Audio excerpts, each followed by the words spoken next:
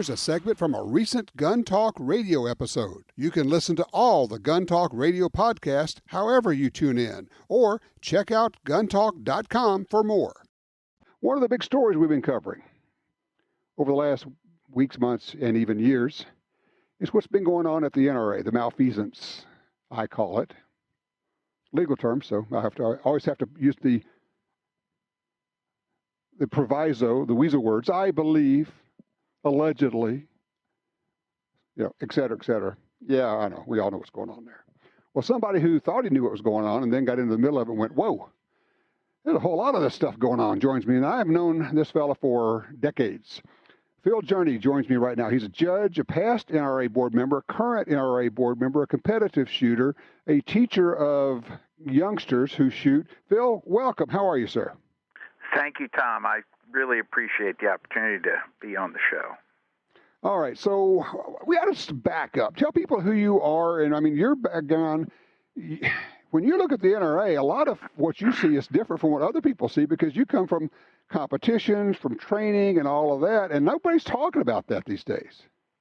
Well, it is a little frustrating. A little bit about myself for the viewers. I've been a competitive shooter since I was in law school in the early 80s.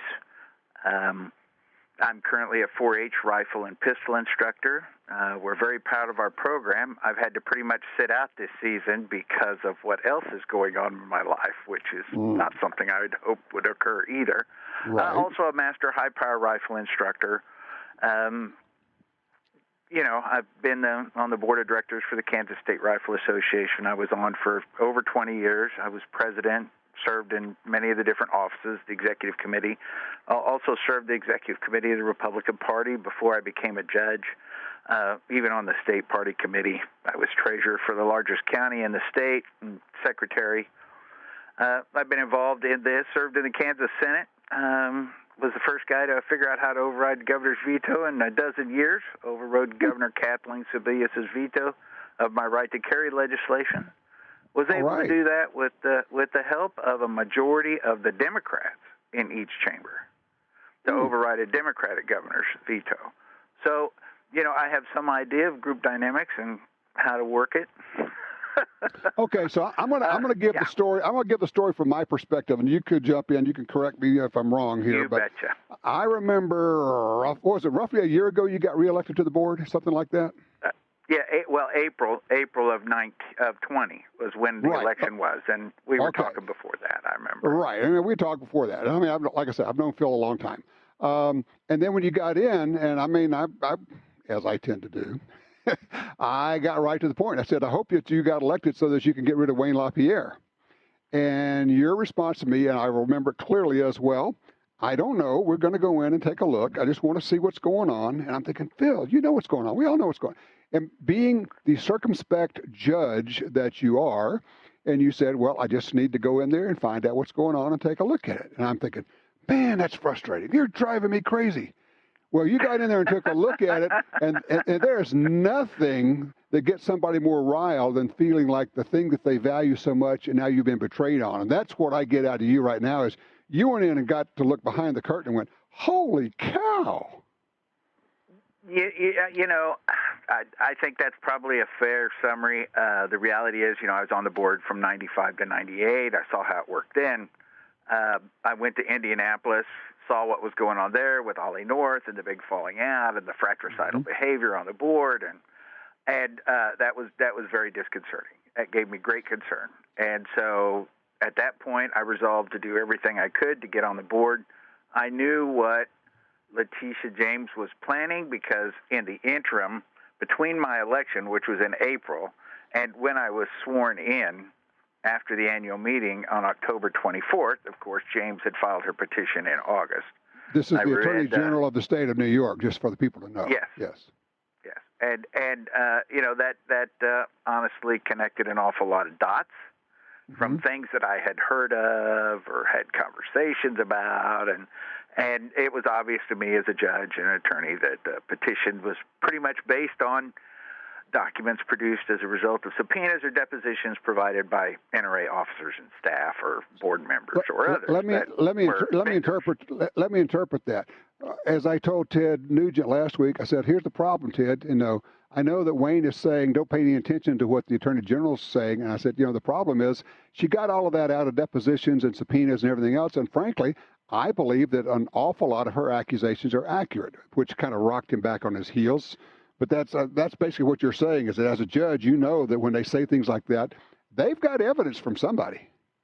That's absolutely correct. It became readily apparent that this lawsuit was a real and present danger to the continuing existence of the association. And okay, I'm going to fast forward us so we can move forward. So sure. Let me see if I can do this. You looked at this and said, okay, what do we do? And you've got now this bankruptcy move, Hail Mary, people have called it, moving NRA from New York to Texas. They're in bankruptcy court and everything else. And then you give me a call and say, I got a plan. It's kind of wacky and it's a long shot, but I think it could work. And I'm going, and you describe it, and I'm going, I'm understanding about half of the legal stuff you're talking about here, dude, but I kind of like where you're going with it. Well, you have taken that thing and run with it. You filed this motion. Explain what this motion is and what you're doing right now. Sure. The reality is that when NRA filed the bankruptcy on the 15th of January, if you had asked me on the 14th if I was ever going to be here doing anything like this, I would have thought you were nuts. Right. But when they filed the bankruptcy, without one word being spoken to the board, it became apparent to me that 3 attorneys likely committed significant ethical violations of the rules attorneys have to abide by, and that the documents filed in the bankruptcy that say the board had full knowledge were just patently false. So that really put me in a tough spot because I'm like a judge. And so, I've got rules I have to live by. And one of those rules is that when I see something like unethical behavior by an attorney or fraud being perpetrated upon a court, I'm just like the daycare worker that has the kid that says, somebody touched me. I'm a mandatory reporter. You have to report it. There you go.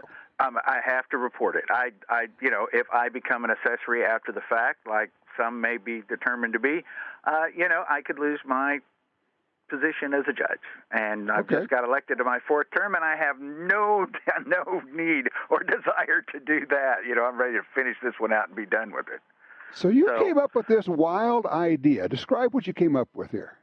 Okay, so basically, as I'm a member of the board of directors, I have standing in bankruptcy court, just like I would have standing in the New York District Court with Letitia James. Because I'm a real party in interest, I have a fiduciary duty to preserve the corpus, the assets of the NRA to the degree I can. Every board member has this same statutory fiduciary duty. And so, essentially, the NRA filed a petition that is called a debtor in possession, which I want you to think of asbestos, okay? I mean, they're running great companies. They're just overwhelmed by lawsuits. They need Chapter 11 protection because if they don't get it, the first plaintiff to win gets everything and everybody else behind them gets nothing. Okay. So NRA has all these lawsuits all over the United States. The statutes provide that if a real party in interest or a creditor desires, that they can do a number of different things. They can request the court to appoint an examiner, which basically is a bunch of forensics accountants and lawyers that go in and figure out what really happened and help make some decisions and write reports. It takes about 6 months to complete that process. The other option is the one that I believe the Attorney General wants, which is basically to dissolve the association and divide up the carcass. Then the alternative request that they have that others have spoken about is to appoint a trustee. Now, it's a really tough thing. You have to prove the trustee, but to get the examiner, if you have more than $5 million in unsecured debts, it's a shall thing for the judge. They shall make the appointment. So that's what you've done. You filed a motion for the court to appoint an examiner. Now, hold that thought here. I got to run to a quick commercial break. All right, we're talking with Phil Journey. He is an NRA director. He has recently filed a motion with the bankruptcy court requesting them to appoint an examiner. And Phil, you made an interesting comment about some of the other parties involved in this whole thing. All they really want to do is just like chop it up and piece it out, and some of them just take the parts of it and either give them away. I mean, literally, they could give parts of it away and some of the money away to gun control groups, but nobody's really paying attention to, like, how do we save training? How do we save competition? How do we save? And so what I see in your motion, and I'll let you explain this, I see a very sincere effort to try to save the NRA, and part and parcel of that is where I ask you, what can an examiner do? Well, the answer to that question will come. We have a hearing scheduled March 9th. I'm hoping we can get like a YouTube channel or something like that so people can watch it. Essentially, if the judge grants the motion at the hearing on March 9th, then he'll make a series of decisions what the budget is going to be. We've requested $350,000. What powers the examiners will have. Given the circumstances, I just can't believe the judge would not grant our request to give the examiners the power of subpoena and the power to compel testimony and depositions. Then 45 days out or so, they're supposed to write a preliminary report. There is the statutory authority, if granted by the judge, that they can fire people on their own, terminate contracts, take corrective action that is readily apparent and necessary to terminate people with the law. As in firing Wayne LaPierre and a bunch of those folks around him. It certainly is possible, and they will have access to things that I certainly don't. So it certainly should be an enlightening process. Okay, when we're talking before you went public with this, the judge is going to dismiss the case and send us all back to New York. Yeah, all right. That was my worst case scenario. Right, and obviously Ackerman McQueen is gone, and this would cancel the contracts, would cancel everything. But when we were talking before this all happened, and you said you were going to contact one of the best law firms in Texas that really knows bankruptcy, and I'm thinking, I know that as a judge in Kansas, you're not making that much money, and I know what these guys cost, but you went in there and said, okay, I will commit for a very large sum of money that, frankly, I'm not sure you have. So who did you get? No, I don't have it. What's this going to cost? Well, it depends on how far we go. Right now, I'm on a contract for a maximum of $250,000. To go all the way through the process as I envision it, which would be to get the examiner's report, have a trustee appointed, and then create an ad hoc committee that would actually run NRA while we go through the process of restoring corporate governance and restoring the safeguards and the checks and balances that have apparently all been switched off from what I've seen. Right. It's just, I just couldn't believe what I saw when I was inside the board meeting and in executive session. Right.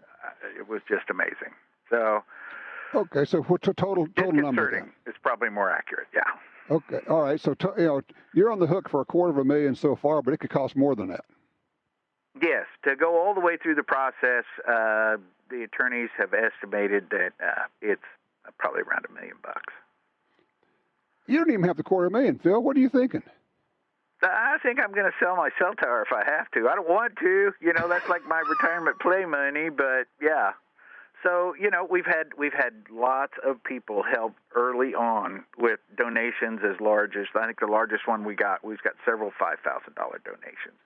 So we've got enough to, keep them happy, but, as time goes on, I need to feed the beast. Yeah. Right. Got to take care of them. They may be NRA members, but they got overhead and families too. So you mean the lawyers are NRA members?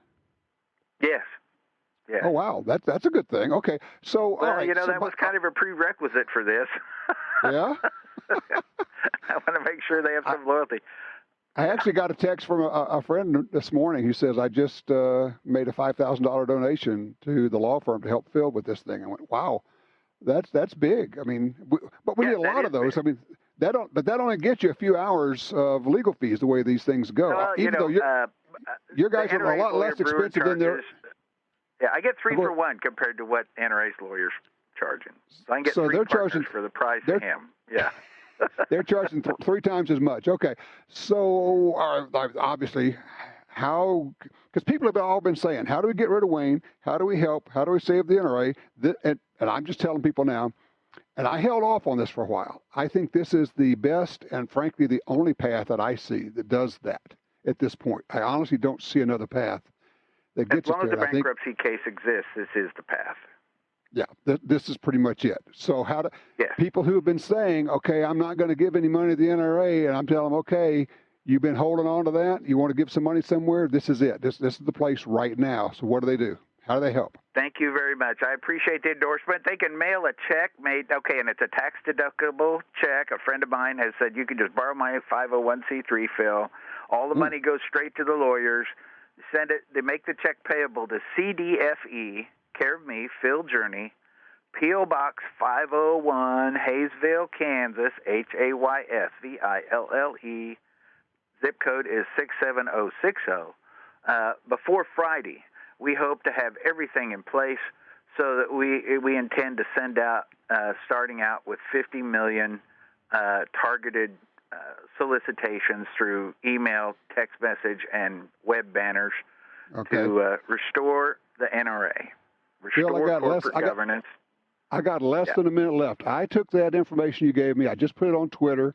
I will keep putting it out there. People are saying, well, I didn't write it down. Okay, I'm going to put it on Twitter. We're going to put it on the Gun Talk Facebook page. We're going to put it out there for everybody. So don't worry about that. Well, I'll also repeat it here a couple of times. I got no time left, and we are going to be setting up like PayPal or something up, some other way to do that thing. Phil, thank you for what you're doing. Thank you for spending time with me today.